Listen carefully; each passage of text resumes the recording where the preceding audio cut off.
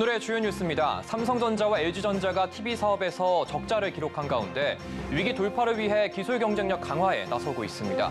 차세대 투명 TV와 8K 변환 기술 등의 소비자의 시선을 끌고 있습니다. 고금리와 부동산 PF 부실 등으로 건설 경기 침체가 지속되자 주요 건설사들이 신규 수주 목표를 낮춰잡고 있습니다.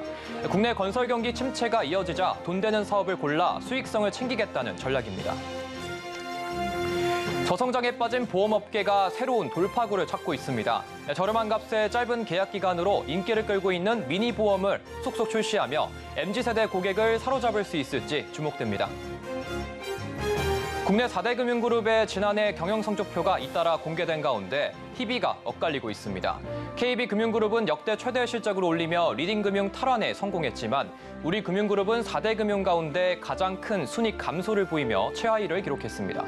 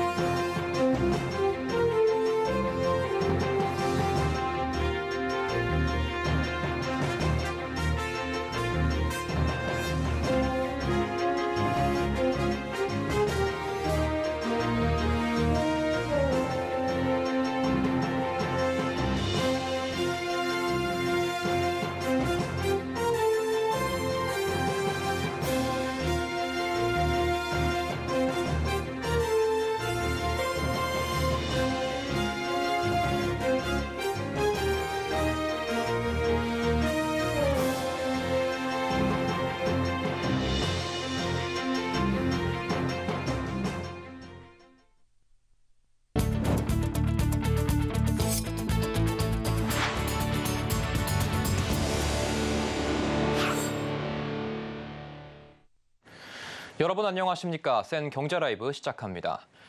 전 세계적으로 TV 시장의 성장세가 주춤하고 있습니다. 국내 가전업체의 실적도 적자를 면치 못하고 있는데요. 이 같은 상황을 돌파하기 위해 투명한 TV를 선보이고 저화질을 고화질로 만들어주는 TV를 공개하는 등 기술 경쟁력 강화에 나서고 있습니다. 윤혜림 기자입니다. 지난해 글로벌 TV 출하량은 약 1억 9,500만 대. 전년 대비 2.7% 줄며 10년 만에 최저치를 기록했습니다. 오늘 시장조사업체 트렌드포스에 따르면 올해 연간 TV 출하량은 0.3% 증가한 1억 9,600만 대에 그칠 전망입니다. 특히 1분기 TV 출하량은 18.9% 감소할 것으로 관측됩니다. 삼성전자와 LG전자 등 국내 가전업체의 실적도 적자로 돌아섰습니다.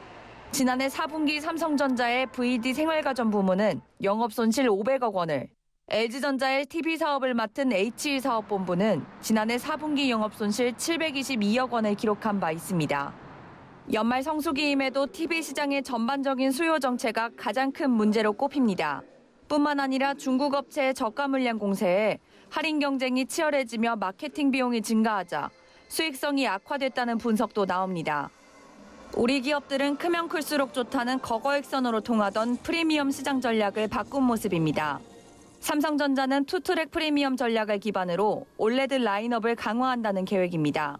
또 저화질을 8K 고화질 콘텐츠로 만들어주는 제품을 공개하는 한편 투명 마이크로 LED를 공개하며 새로운 투명 TV 시장 공략에 나섰습니다. LG전자 역시 올레드 외에 LCD QNED 라인업을 강화하는 듀얼 트랙 전략을 내세웠습니다. 올해 CES에서 투명 OLED TV를 선보이며 글로벌 호평을 받은 데 이어 더 나아가 TV 중심에서 스마트 모니터, 차량용 인포테인먼트 등으로 외부 OS 생태계를 확장하고 콘텐츠 경쟁력 강화에도 주력한다는 계획입니다. 서울경제TV 윤혜림입니다. 주요 상장 건설사들이 올해 신규 수주 목표를 크게 낮춰 잡았습니다. 건설 경기 침체가 이어지면서 수익성을 내기 어려워졌기 때문인데요. 건설사들은 서울에서도 수익성이 분명한 곳에만 집중하는 한편 이미 맡은 사업부터 제대로 끝내 내실을 다지겠다는 방침입니다. 이재영 기자입니다. 국내 주요 상장 건설사들이 올해 신규 수주 목표를 확 줄였습니다. 금융감독원 전자공시 시스템에 따르면 삼성물산 건설 부분은 지난해 수주 실적 대비 약 6%, 현대건설은 10%, DLENC는 22%, 대우건설은 13% 각각 낮게 신규 수주 목표를 잡았습니다. 고금리와 원자재값 상승, 부동산 PF 부실 위험 등 국내 건설 경기 침체가 이어지면서 돈이 되는 사업만을 골라 수익성을 챙기겠다는 겁니다. 건설사들은 지난해에도 수주액을 크게 줄였습니다. 지난해 6개 상장 대형 건설사가 따낸 신규 수주 규모는 총 약 97조 원인데 이는 전년과 비교해 약 5조 원 감소한 겁니다. 건설사들은 올해도 이런 기조를 이어가는 모습입니다. 과거 건설사들은 서울에 랜드마크급 건축물을 지어 브랜드 강화 효과를 볼 수 있다면 무리를 해서라도 수주에 참여했었는데 이젠 공사비 등 수익성이 나지 않으면 발을 빼는 분위기입니다. 삼성물산의 경우 노량진 일대 정비사업 대여로 꼽히는 노량진 1구역 재개발 사업 시공사 입찰에 참여할 거란 전망이 우세했지만 사업성이 맞지 않아 들어가지 않기로 했습니다. 롯데건설 또한 신규 수주보단 기존에 수주했던 사업의 착공과 분양에 집중한다는 계획입니다. 반면 붕괴 사고로 실적 만회가 필요한 GS건설과 HDC 현대산업개발의 경우는 수주 목표액을 각각 30%, 81% 높여 잡았습니다. GS건설은 작년 검단 아파트 붕괴 사고로 10년 만에 적자 전환하면서 올해 목표 수주액을 13조 3천억 원으로 잡았습니다.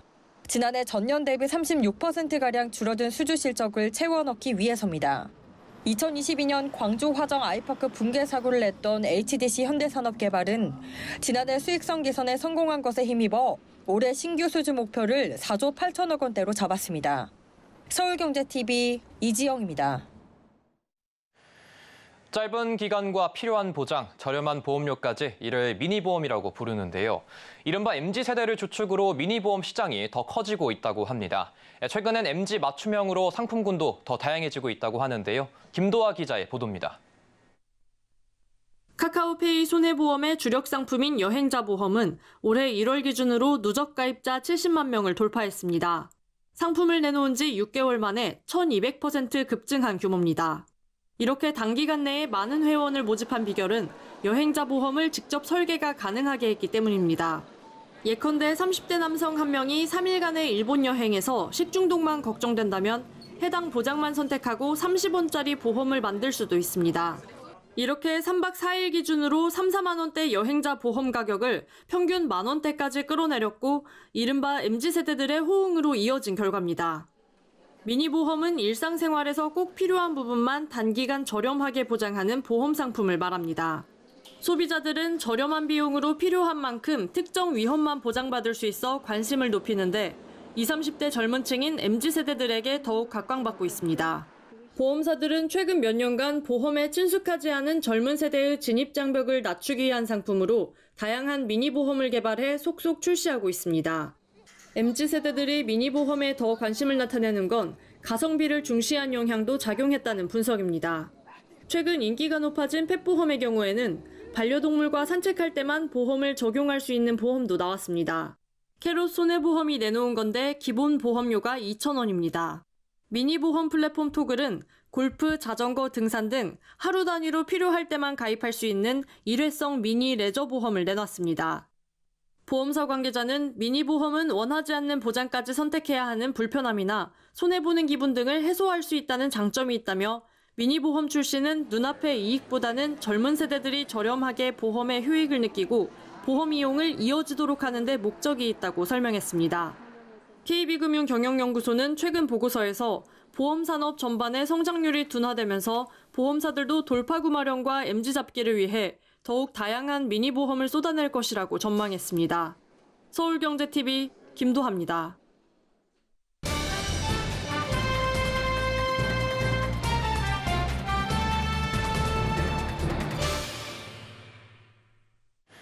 국내 4대 금융그룹이 지난해 경영 성적표를 잇따라 공개했는데요. 이번 성적표는 희비가 크게 엇갈렸습니다. KB금융그룹은 역대 최대 실적을 올리며 리딩금융 탈환에 성공했지만 우리금융그룹은 4대 금융 가운데 가장 큰 순이익 감소를 보이면서 최하위를 기록했습니다. 특히 우리금융은 순이익도 3조 아래로 떨어지면서 4대 금융그룹 지위도 흔들리고 있는데요. 이와 관련된 자세한 내용 이현아 기자와 함께 알아보겠습니다. 안녕하십니까? 안녕하세요. 네, 우리금융그룹, 이 4대 금융그룹 가운데 유일하게 3조 원 달성에 실패를 했습니다. 지난해 임종영 회장이 취임한 이후 첫 성적표라는 점에서도 좀 뼈가 아플 것 같습니다. 네, 맞습니다. 우리금융은 4대 금융지주 중에서 단기 순이익 최하위를 기록해서 유일하게 역성장을 보였습니다. 예. 우리금융의 단기 순이익은 2조 5,167억 원으로 전년 대비 19.9% 감소했습니다. 리딩금융 자리를 탈환한 KB금융의 단기 순이익은 10% 넘게 증가했지만 우리금융은 20% 가까이 감소하면서 희비가 엇갈렸습니다. 규모 면에서도 큰 차이가 나는데요. KB금융은 4조 원대 후반을 눈앞에 뒀고 우리금융은 3조 원 아래로 미끄러지면서 격차가 더 벌어졌습니다.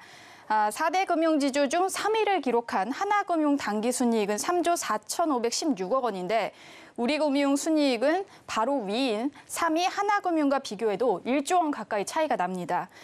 특히 지난해 3월 취임한 임종용 회장의 3, 4분기 성적표이기도 한데요. 임 회장의 경영 전략이 본격화된 시기라는 점에서 이번 성적표는 더 뼈가 아픕니다.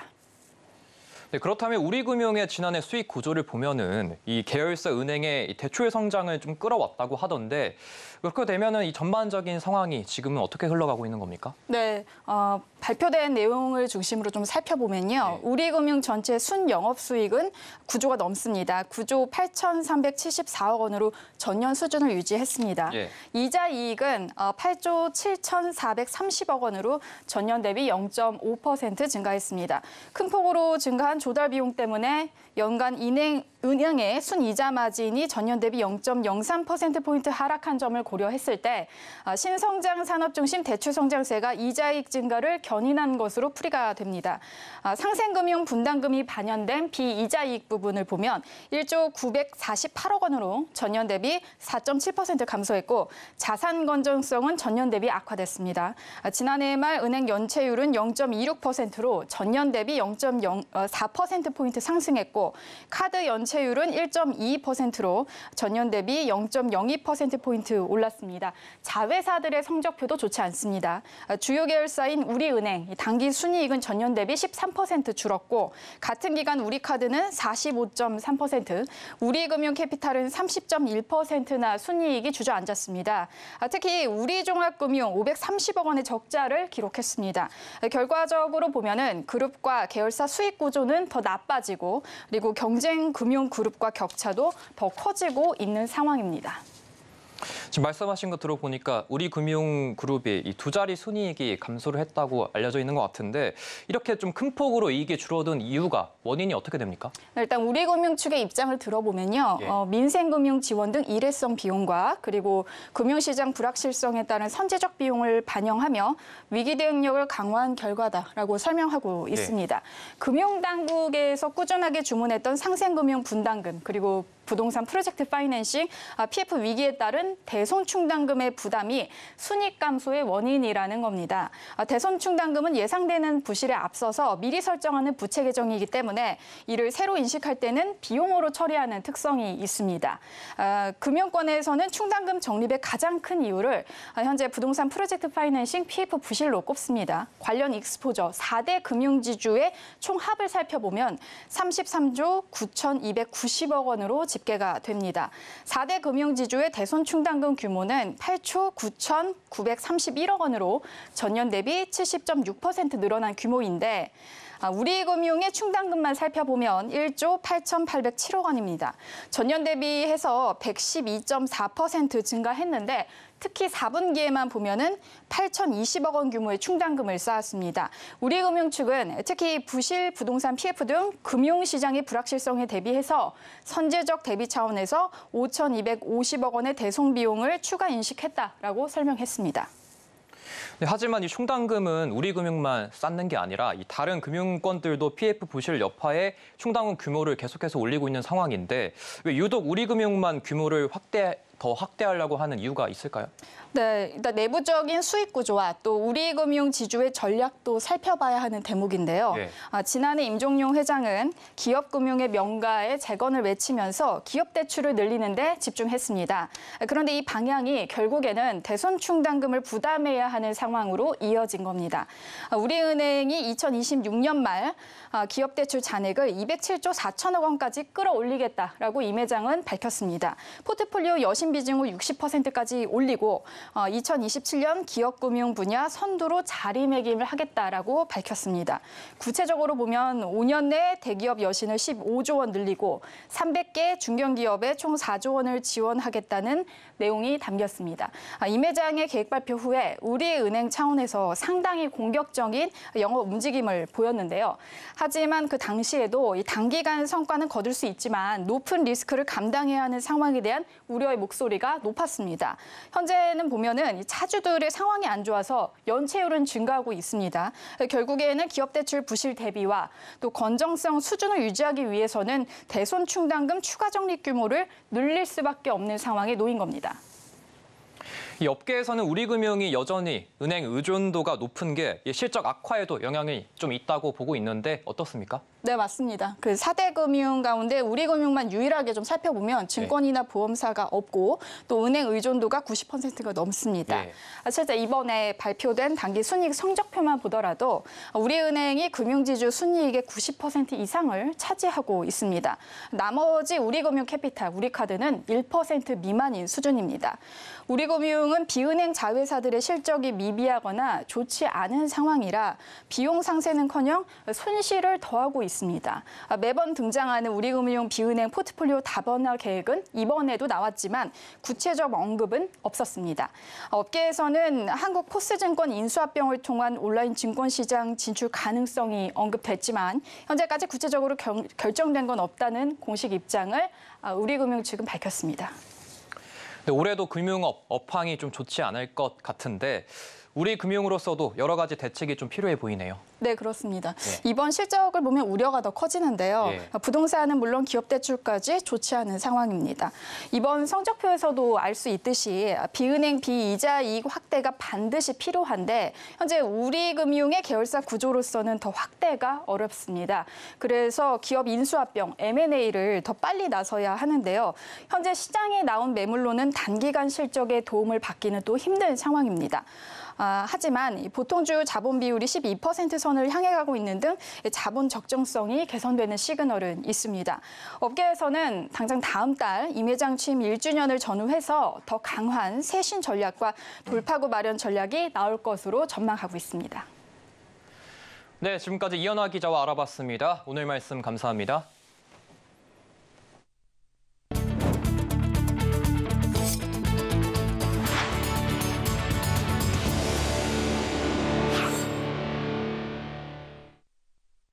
CJ제일제당이 지난해 매출 17조 8,904억 원, 영업이익은 8,195억 원을 기록했다고 밝혔습니다. 매출은 전년과 비교해 44.7% 줄었고 영업이익은 35.4% 감소했습니다. 식품사업 부문에선 11조 2,644억 원의 매출과 6,546억 원의 영업이익을 기록했습니다.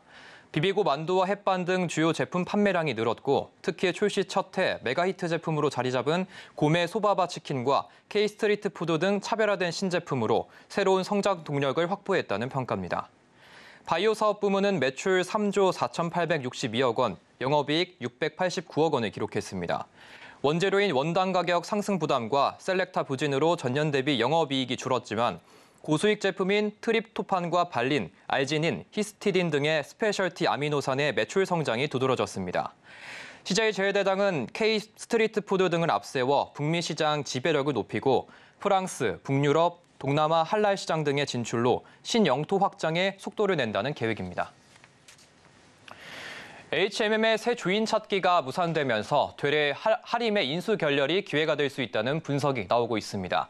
하림이 HMM이 있는 10조 원 규모의 현금성 자산을 인수자금으로 충당할 거란 의혹이 해소됐고 여기에 중동 사태로 해상 운임이 꾸준히 오르고 있는데요.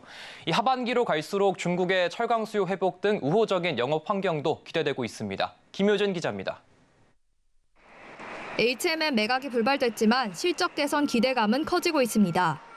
지난주 HMM의 매각 특인 산업은행, 해양진흥공사와 우선 협상 대상자였던 하림그룹은 영구채 해결 방안 등에 대한 이견을 좁히지 못하고 매각 결렬을 선언했습니다. 업계에 따르면 하림이 HMM에 있는 10조 원 규모 현금성 자산을 인수자금으로 충당할 거란 의혹도 있었던 상황.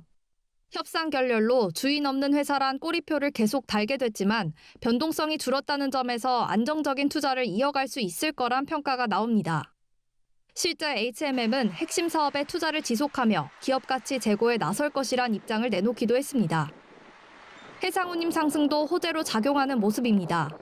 중동 사태가 고조되면서 부산항을 기점으로 하는 세계 13개 주요 항로 컨테이너 운임 지수는 10주 연속 상승했습니다. 지난주엔 전주 대비 3.55% 오른 2,832를 기록했습니다. 특히 홍해 사태는 미주 노선 운임 상승으로 이어지고 있습니다. 미주 서안 노선 운임은 1FEU당 5,005달러를 기록하며 10주 연속 상승세를 나타내고 있습니다. 미주 동안 운임도 6,652달러로 고공행진 중입니다. 여기에 남미와 유럽을 잇는 파나마 운하는 가뭄으로 하루 통행량이 절반으로 줄었습니다. 해상 운임이 오를 수밖에 없는 상황인데 이 같은 추세는 당분간 지속될 것으로 예상되고 있습니다. 수요 공급 요인과 지정학적 요인, 그러니까 그 중동 사태라든지 뭐 이런 것들이 두 가지가 합쳐지면은 상당히 오래갈 전망들을 하고 있는 것 같아요. 1년 정도까지는 올해는 계속 이런 운임 상승 요인이 계속 있을 것 같다 하는 게 이제 지배적인 의견인 것 같아요. 업계에선 하반기로 갈수록 중국의 철강 수요 회복과 노후선 폐선 가속화로 우호적인 영업 환경도 기대되고 있어 HMM에 대한 기대감은 당분간 계속될 전망입니다. 서울경제TV 김유진입니다. 국내 게임업계 대장주 격인 크래프톤과 NC소프트의 지난해 4분기 실적이 공개됐는데요. 글로벌 게임 시장 변화에 따른 영향이 컸다는 분석입니다. 이런 영향으로 두 대표 기업의 주가 희비도 크게 엇갈렸습니다. 서청석 기자입니다. 지난해 4분기 실적을 발표한 국내 게임업계 대표회사 크래프톤과 NC소프트의 주가가 공개된 성적표에 영향을 받으며 장을 마감했습니다. 오늘 코스피에서 크래프톤은 전거래일보다 7.48% 오른 23만 원의 거래를 마쳤습니다. 4분기 실적 어닝 서프라이즈의 상승 흐름을 탄 겁니다. 지난해 4분기 크래프톤의 매출액은 전년 동기 대비 12.8% 늘어난 5,346억 원, 영업이익은 30.3% 오른 1,643억 원을 기록했습니다. 영업이익은 시장 기대치인 1,100억 원을 크게 넘어섰습니다. 증권업계에선 크래프톤의 향후 전망도 밝다는 의견이 나옵니다. 김현용 현대차증권연구원은 크래프톤은 산하 12개 스튜디오에서 3년간 30개 이상의 신작 게임 프로젝트가 가동 중이라며 대형 신작 연착륙을 가정하면 연간 영업이익 1조 원 도달도 멀지 않았다고 설명했습니다. 장밋빛 전망에 증권가는 크래프톤의 주가를 상향 조정하고 있습니다. 현대차증권, 삼성증권, 하나투자증권, 미래에셋증권, 하이투자증권 등은 목표 주가를 28만 원에서 최대 33만 원까지 상향 제시했습니다.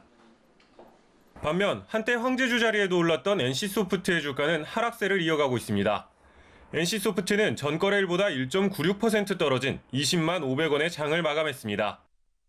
지난해 4분기 저조한 실적과 향후 개선 가능성도 낮다는 소식이 주가에 영향을 미친 것으로 분석됩니다. NC소프트의 작년 4분기 매출액은 전년 동기보다 20.1% 감소한 4,377억 원, 영업이익은 91.9% 줄어든 39억 원을 기록했습니다. 이창현 유한타증권연구원은 NC소프트는 글로벌 시장으로 확대, 플랫폼 및 장르 다변화, BM 변화 등 시장이 기대하는 만큼 빠른 변화를 하고 있는 상황은 아닌 것으로 추정된다며 최소 상반기까진 매출 하향이 지속될 예정이라고 분석했습니다. 두 게임 회사의 희비가 엇갈린 건 글로벌 게임 시장 변화가 주요 배경입니다. 지난해부터 PC와 콘솔 게임 이용자가 뚜렷하게 증가하고 있는데 크래프톤은 PC와 콘솔 게임에 대응이 빨랐다는 겁니다. 올해도 이 같은 현상이 더 짙어질 것으로 업계는 보고 있어 게임사들은 장르 다변화를 끌어내지 못한다면 빈익빈 부익부 현상이 더 뚜렷해질 것이란 시각이 나옵니다. 서울경제TV 서청석입니다. 뷰티 업계가 미래 먹거리로 뷰티 디바이스를 주목하고 있는데요. 이 고물가 시대가 지속되면서 병원에서 받는 관리보다 저렴하고 편의성도 높은 홈케어용 뷰티 디바이스를 쓰는 소비자가 늘었기 때문입니다. 이 관련 시장도 급성장 중입니다. 이해란 기자입니다. 노화를 피하려는 안티에이징을 넘어 최근에는 노화를 건강하게 관리해서 속도를 늦추는 슬로우 에이징이 새로운 뷰티 트렌드로 떠오르고 있습니다. 자연스레 피부 탄력과 장벽을 관리하는 홈 뷰티 디바이스도 각광을 받고 있습니다. 유로모니터와 글로벌 데이터 조사 결과에 따르면 세계 뷰티 디바이스 시장 규모는 지난해 약 5조 3천억 원에서 2030년에는 46조 원으로 급속 성장할 것으로 예상됩니다. 이러한 흐름에 한국 역시 가전 대기업, 뷰티 분야 중소기업과 대기업, 의료기기 기업, 제약사 등의 회사들이 뷰티 디바이스 시장에 진입한 상태입니다.